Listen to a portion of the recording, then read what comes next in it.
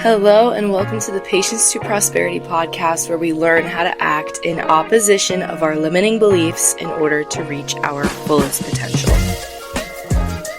Hey guys, it's Lizzie and welcome back to another episode.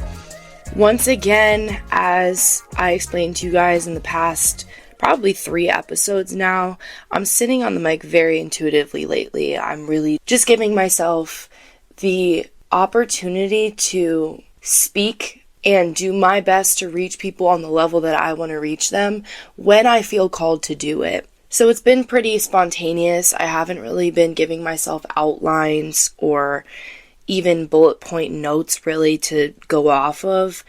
I'm kind of just thinking about topics that have been, at the forefront of my mind lately and on my heart a lot, because I know that when I speak from my heart and when I really talk about things that I struggle with as well, and I'm open with you guys about that, that's when I can really connect with you on the level that I want to. So thank you for giving me the space to do so. With that being said, to start off today's episode, I'm going to give you guys a little background on why I'm choosing to sit on the mic today and talk about escapism and engaging in things that don't necessarily lead you towards your highest self, but doing it anyways. Hey guys, I'm popping in here while I drink my mud water. Today I made a little chai tea latte with the original starter pack, which, by the way, all starter kits right now on the Mudwater website are 50% off for Black Friday.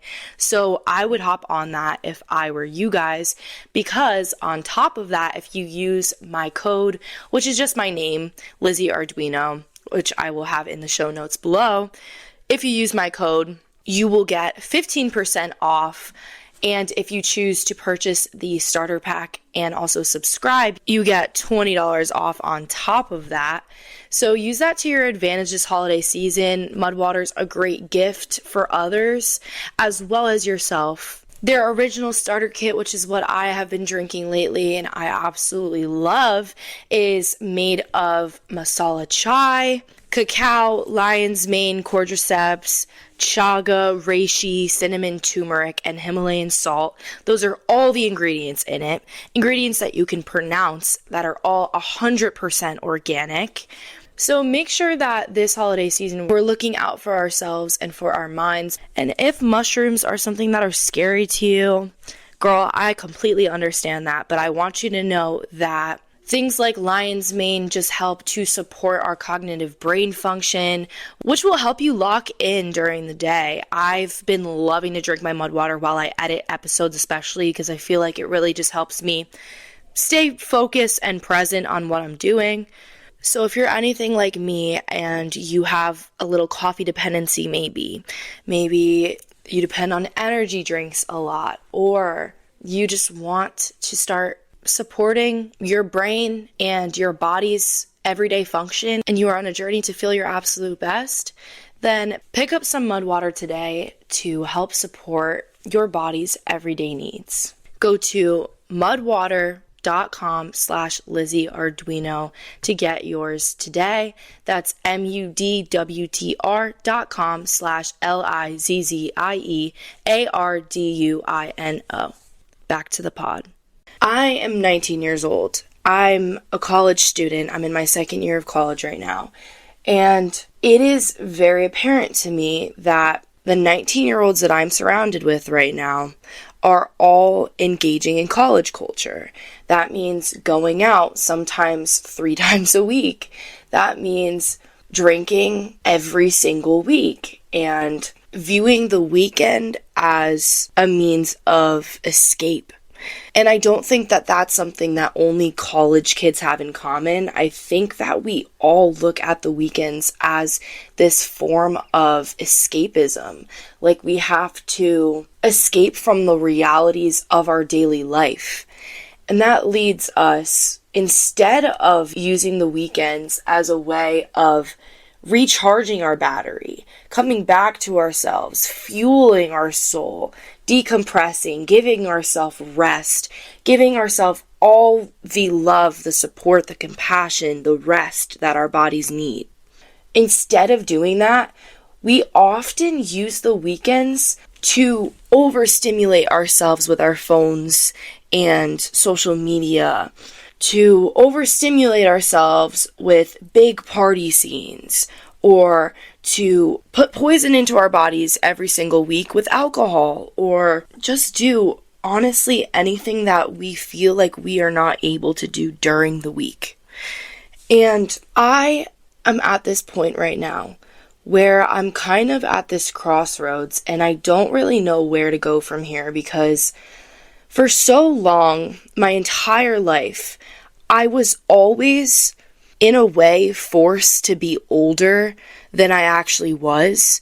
So I feel like I was completely robbed of my youth, and whatever age I was meant to be at the time, I was always striving to be older, because I thought that that came with more freedom, and for a lot of other reasons that I won't get into today, just having to do with being forced in some ways to mature at a young age. And for that reason, sometimes I go back and forth. Like, I definitely engage in some college culture, right? Like, I'll go to tailgates and I'll drink on the weekends with my friends sometimes, even though I've already established that alcohol doesn't make me feel good. Since I have established that all alcohol does for me in the long run is give me anxiety for the next 3 to 4 days, because that's how it affects me, and I know it affects everyone differently. So that's just me explaining my personal experience with it. But since I know that it affects me a certain way and I'm still choosing to engage in it, it feels like a form of self-sabotage every single time that I choose to indulge in it. Because at the end of the day, it is a choice that I am actively making.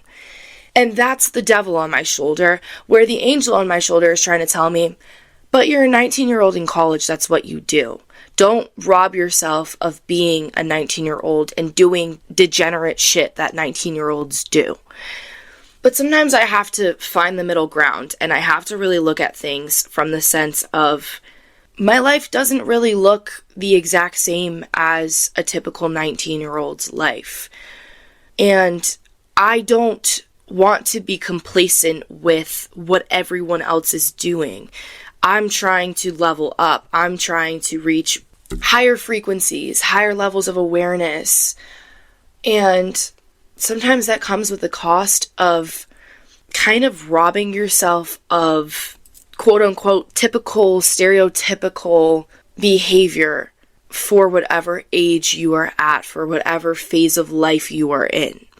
So I guess today is just going to be me kind of working through whatever thoughts I have attached to this concept as I enlighten you guys a little bit on why I think this way, what each mindset framework leads to for me, how it benefits me, how it harms me, and where I want to go from here. And hopefully by the end of today's episode, I have some kind of understanding, at least more of an understanding than I do now, of where I want to go moving forward. So, I guess to really start off, we want to always be working towards our highest self, right? I talk a lot about your highest self on this podcast, and I've explained it in a few episodes, but just to familiarize yourself with it, even if you already know, your highest self is the absolute greatest version of you, who you are working towards in this life, even if that's not a clear image yet. Trying to become clear with that will give you some guidance. Your highest self is there to give you a reference, a frame of reference, in the sense that it helps you dictate what decisions in your life are quote unquote good or bad decisions. It helps you dictate which of those decisions are going to translate to your highest benefit. Because whatever decisions don't align with the person that you are trying to become are simply not benefiting you at the end of the day. So that's why I honestly feel like I've adapted this sort of back and forth framework when thinking about engaging in college culture and stuff that I just explained to you guys. Because Ultimately, it's not leading to my highest self when I choose to drink on a Friday night with my friends. But then the angel on my shoulder is telling me, but this is giving you experience. This is giving you memories to look back on with your friends. But that's kind of where your brain leads when you're trying to figure out where to go from here. And you're trying your best to work towards your highest self all the time because it makes you feel sort of guilty when you see yourself engaging in things that you know are not going to lead you towards the highest frequency that you are able to emit.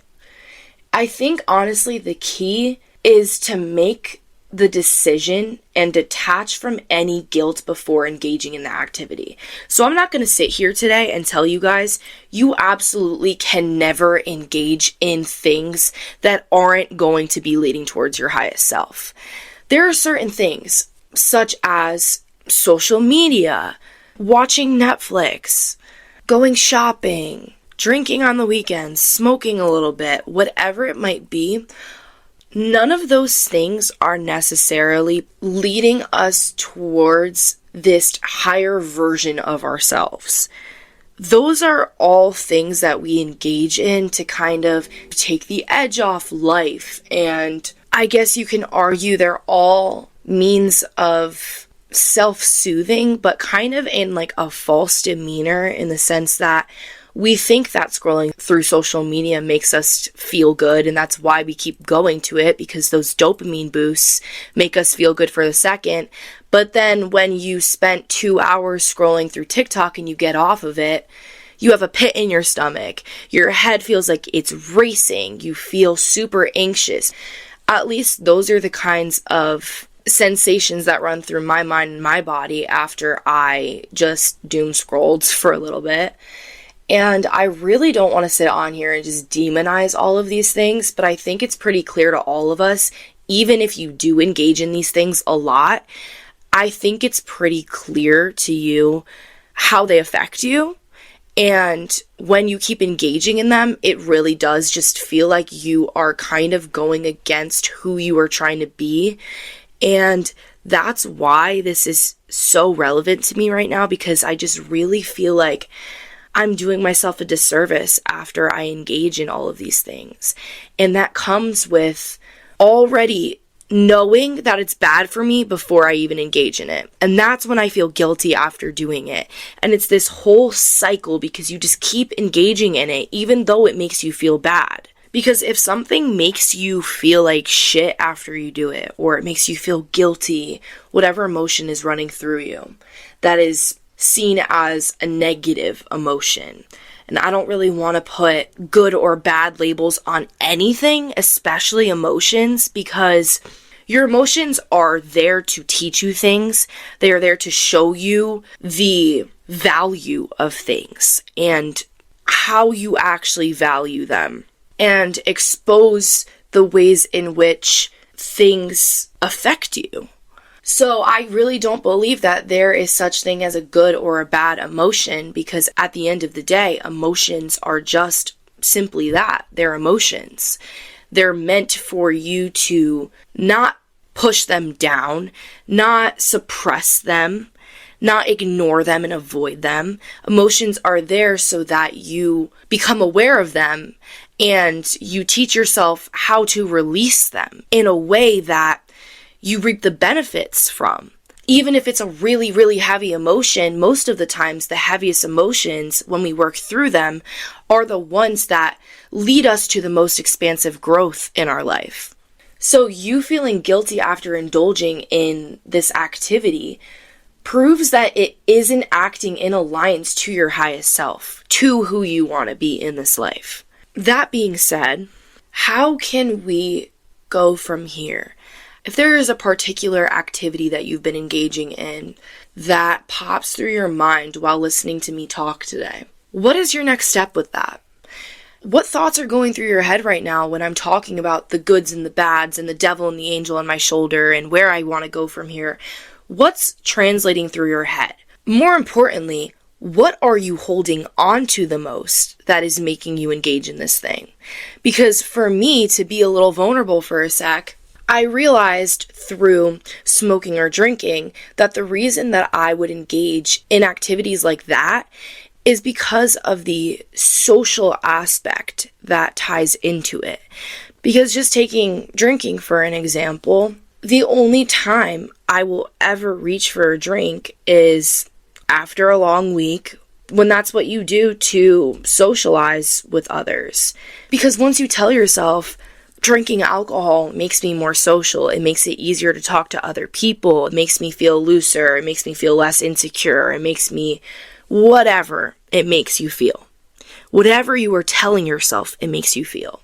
You start to condition yourself that you need this thing in order to talk to people.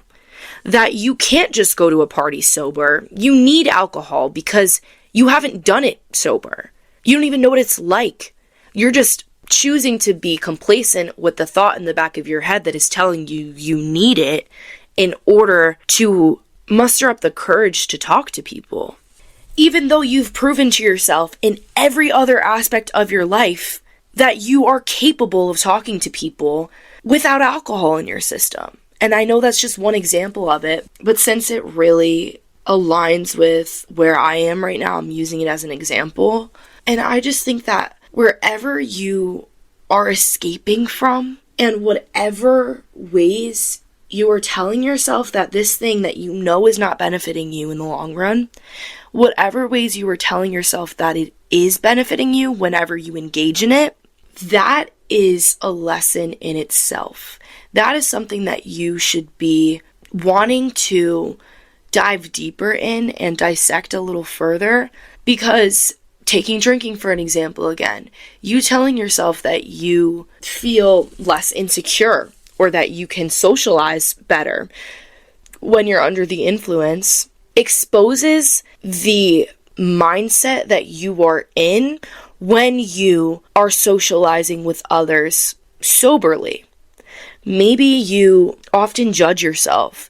Maybe you often overthink what you've said, either in the moment while talking to them or for hours or even days down the line after seeing that person. I know that that's something that I struggle with, and I feel like, honestly, my social anxiety has become more and more apparent to me the more I engage in drinking on the weekends. So maybe that has something to do with it.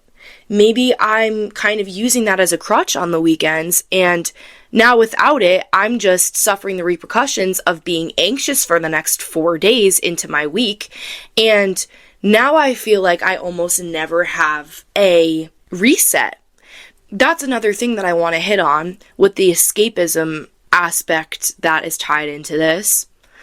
When you are engaging in things that aren't recharging you over the weekend, now you're spending your entire week trying to recover just from your weekend. So obviously you're going to reach burnout. Obviously you're going to feel drained every single day, every single week. Obviously you're going to try to reach for something again that just gives you a dopamine boost and doesn't necessarily help you self-soothe because you don't know any better now. You're conditioning yourself to rely on these things and to use them as a crutch. And the truth is, we have to come clear with what we are using as emotional crutches, because self-soothing and having emotional crutches are two completely different things. When we are using something as an emotional crutch, it is something we are dependent on. We are relying on it.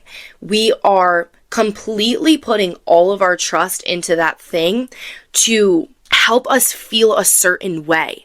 And when it doesn't make us feel better, when it doesn't make us feel like we are coming back to ourselves, like we are grounding ourselves, like we are recharging, and we feel refreshed after doing it.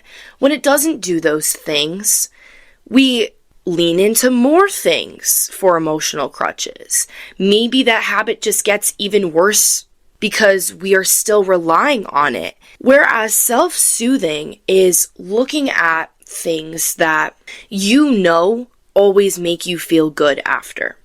They always put you in a more positive, lighter, peaceful headspace. they don't necessarily take you completely away from reality, but instead they make you comfortable with what reality is to you.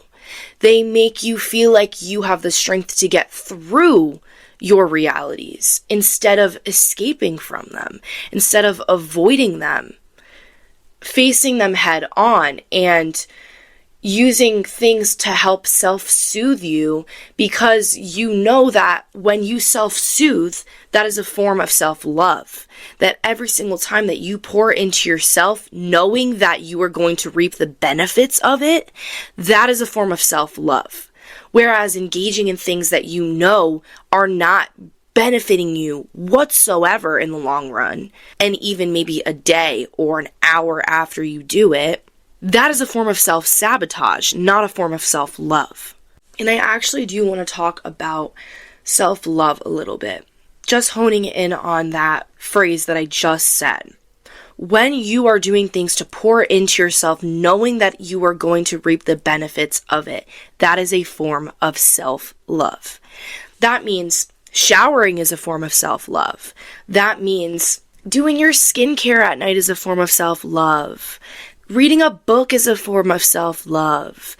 Making your bed in the morning is a form of self-love. Putting on an outfit that you feel confident or comfortable in is a form of self-love. Anything that makes your life feel a little bit lighter after, that makes your head feel like it can slow down a little bit and stop spinning, that makes your tomorrow a little bit easier.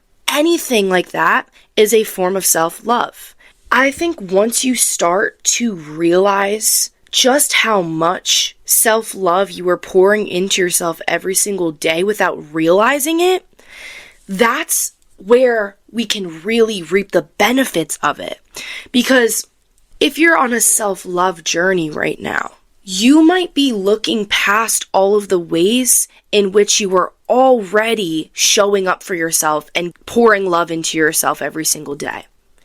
Just by brushing your teeth in the morning, that is a form of self-love. So becoming aware of these activities, of these things that we are engaging in, and becoming aware that they are forms of self-love, putting that label on them, and knowing that they are acting in accordance to our highest self, that they are little baby steps every single day that are helping us climb this ladder up to who we are meant to be, who we want to be, and who we are supposed to be in this life.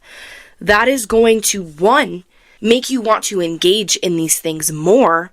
Two, make you more aware of the things that aren't self-love, that are just self-sabotage at the end of the day. And three, you are going to reap more benefits by knowing that when you engage in these things, it is because you love yourself. The more and more you become aware of that, the more love you are going to pour into yourself. Because the truth is, the more that we are trying to escape from this life, the harder and harder it is to be happy and to be present. And I've already talked before about how presence is how you reach happiness in this life. It's from being present. So you are robbing yourself of all of that when you are looking forward to the things in life that only serve as a form of escapism. That being the weekend. Why are we dreading Mondays every single time they roll around? And listen, I get it. I get we don't want to have to go to work. We don't want to have to go to school and sit in classes and do things that challenge us. We don't want to have to do things that challenge us. We want to engage in things that are easy. We want life to feel as easy as possible. But the truth is, things that are challenging to us are what help us grow. They are what leads to expansive growth. If you are being challenged by something and then you overcome that, you prove to yourself that you are capable of not only getting through it, but conquering it, but coming out on top of it, and knowing how to navigate and move through a situation similar to the one that you were just challenged with now in the future. Now you are adding tools to your tool belt every single time that you take a challenge and you choose to engage in that, no matter how hard it is, no matter how much you are telling yourself that you are not capable of doing it. Because when you do it anyways, you are proving to yourself that you can do hard things. Challenging things are not signs of weakness. Just because something's hard doesn't mean that you are not capable of getting through it. It just means that it's not familiar, that you haven't done it before, that maybe, in all honesty, you just aren't in the mood to do it. And you're already telling yourself before you even try that you're not capable of doing it just because you don't feel like it. But the truth is, you're not always going to feel like it. And if you rely only on feelings in life, you're not going to get anything done. I tell you guys all the time, intention over expectation. I say that all the time on this podcast, and I live by that. I try my best to practice what I preach on this podcast, and that is something that I absolutely practice. And that just brings me back to what I was saying before, where I asked you guys to ask yourself what you are holding on to with this thing that you know is not bringing you any benefits in the long run. Because I told you, for me, it was the social aspect that I was holding on to. So asking yourself what that is for you. Because, and I'm going to explain this from my lens right now, from my example of drinking as a social event. When I tell myself that it's okay to drink because I'm going to a party tonight, or I have to drink because then I'll be able to talk to people tonight, unconsciously, the intention that I am setting for myself, without even realizing it, is that alcohol is going to make it easier to socialize with others. And that just leads me to think about the social aspect that I'm putting myself in general. Like, why do you think that you need alcohol just to be present in the atmosphere that you are putting yourself in? Maybe that atmosphere just actually isn't for you if you have to rely on something outside of your conscious mind to get you through it. Because yes, you are conscious when you are drinking, but you are in a different state of consciousness, as we know, because alcohol directly affects and impacts your brain and how it functions while you are under the influence. So why do you feel like you need to be a different person than you do for everything else in your life just to be present in that atmosphere? Maybe that atmosphere is not for you. And take that as you will with any situation that you are going through, that is going through your head right now. It does not have to be about partying, does not have to be about college culture, doesn't have to be about drinking or smoking or doing any of those things. It can be literally anything in your life that you are engaging in that you know is bringing you more harm than good. Because you know what? At the end of the day, sometimes it doesn't even come out to here's the good and here's the bad. It comes out to weighing out the good and the bad, the benefits and the harms. Weighing them out, looking at them side to side, and figuring out what is more important to you. Is drinking on the weekends so important to you that you are okay with feeling like shit the next day? Being really anxious for the next 3 days? Feeling guilty after you engage in it? Maybe making decisions that you wouldn't have made in your sober, conscious mind, and now having to deal with the repercussions of those decisions, having to deal with the anxiety that comes with making those decisions. Is that worth it to you? Just to reap the benefits of maybe meeting someone new because you were drunk? Because guess what? You can still meet new people when you're sober. And also, no one has to know that you're sober. You can absolutely hold a bottle of water every single night and hydrate yourself and feel amazing the next morning because you were the only person drinking water there. And you might actually meet more people from being your sober self. Just realize that you are limiting your capacity to elevate yourself by already putting limits on what you are capable of achieving, by already telling yourself that things are out of reach, by already telling yourself that the only way that you can get what you want to get out of a certain thing is by being a certain way or engaging in a certain thing. That is you limiting yourself. Because at the end of the day, everything you will ever need is right inside of you. Seek from within, because all of the tools that you need are right inside of you. You're not going to find that in the bottle. You're not going to find that in putting all of your energy in relationships that don't actually serve you any good and you're just holding on to because it benefits other people, or because you're too scared of being seen as someone else, or you're too scared of confronting this person. So again, before we wrap this all up, I did not come on here to demonize all of these emotional crutches for you. I did not come here to shame you into changing. I did not sit on this mic today to make you feel guilty for engaging in these things. But at the end of the day, if you leave this episode feeling a little guilty for engaging in these things, just looking a little inner on that, asking yourself why you feel that way, why it's making you feel guilty, because that shows you something, like I explained before. So now, where are our next steps from here? For me, at least, I think I'm going to take a break this weekend from drinking and, really see how I feel. Maybe I'll still go out with my friends, but do it sober.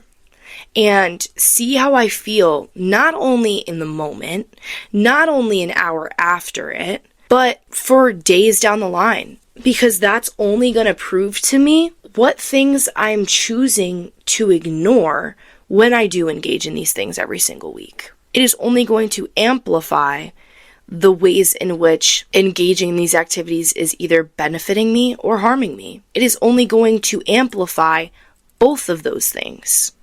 So I challenge you guys to just take a step back from whatever it is.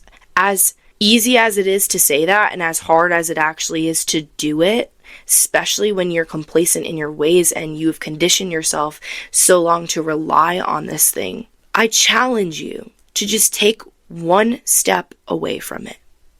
Whatever that might look like for you, in whatever situation comes to mind. Taking one step away from it. Engaging with it just 1% less. And seeing if it makes any difference at all. Seeing if it even for a second makes you think differently than you typically would. Because a lot of the times, these things that we are engaging in, we know are not benefiting us. We know we're doing more harm than good, but we still engage in them. And we are not even allowing ourselves to see the benefits from disengaging in them, or just taking a few steps back and controlling what we can control. We are not even allowing ourselves the ability to see that and to reap the benefits of that, because we are just choosing to continuously engage in this self-sabotaging behavior. Know that absolutely no amount of alcohol, no amount of whatever escapism you are using is going to make you feel as good and as fulfilled as just being as present as you possibly can in this life. Nothing tops that feeling of being present, of devoting all of your attention to what's right in front of you. Nothing tops that feeling. So make your intention to be as present as possible. Set your intentions from now on to engage in things that feel good to you and to be aware of the things that don't. Know what's in your control and what's not, because this self-sabotage comes in when we are choosing to engage in things. We are making the choice to actively engage in these things that don't benefit us in the long run. That is a choice that you are willing to make, which means that you are also willing to suffer the repercussions because of that choice. And that's why you feel so much guilt. Anyways, that's all I have for you guys. Thank you so much for hanging out with me today and listening to everything that I have to say. I'm sorry if that was another one where I feel like I was just kind of screaming at you, but sometimes when I just get really intuitive and passionate on this mic, it just translates in my Italian temper coming out a little bit and kind of projecting onto you guys a little bit. So I'm sorry for that. But I hope that it wasn't too loud if you had some headphones in and I just completely screamed in your ear for the past 40 minutes. Anyways, my intention every time I sit on this mic is to prove to you guys, or to at least open your minds to being aware of just how much power you have. You are able to control a lot of the things in your life that feel so out of your control right now, just by looking at your habits, just by looking at the things that you engage in on a daily or a weekly basis. Those things are the things that are in your control. And I know it's hard to face them sometimes, but how do you ever expect yourself to change? By running away from them. Anyways, that is all I have to say on the matter. I hope that you guys enjoyed this episode. I hope that you were able to get something from it. If the things that were coming through for you while I was talking today on the mic have to do with some deeper rooted addictions maybe, please go back to my episode from last week where I talked all about addictions. That might be a really hard subject for some people to hear about and to try to work through, whether it be your own addiction or whether it be someone that you love. Either way, I know how hard that is, and I just want you guys to feel supported through that, and I want to be a safe space for you guys to freely express your emotions, freely express your thoughts, your opinions of what I have to say, and how it makes you feel. So that being said, my DMs are always open. You can find my socials in the show notes down below, right under the journal prompts that I post for you guys every single episode, every week. I curate these journal prompts specifically to help guide you through all of the things that I talked about in the episode that you listened to, because I want to make it feel like the things that I'm saying are actually tangible. Like you have the power to take the next step, to look a little inner and see what you can get from it. And I know that sometimes even journaling can be so scary because it forces you to really look at all of the parts of you that you try to escape from, that you try to run from and hide from, because maybe you're not proud of them. Maybe you're not proud of those parts. But that's something that needs to be addressed in order for you to actually feel a state of peace, for you to actually feel good in your own skin, for you to actually love yourself. And my only hopes is that I can help you get to that point, and that I can, at least for now, show you that it is possible, that it is not far out of your reach, that you are completely capable of reaching that point. So if today helped you in any way possible, then I have done my job here. Thank you guys so much for listening. Share this episode with someone who might need to hear it. Leave the podcast a 5-star rating or a review on Apple Pods or on Spotify, because it really helps me reach like-minded people just like you, and it really just helps me grow this community into something that I know we are capable of building. So thank you so much for being a part of it. I will see you guys next Monday with a brand new episode. I hope that your day from here on out is amazing and full of so much light and love and positivity, and that all of that can translate through this entire week for you. And as always, come as you are and leave a little more healed.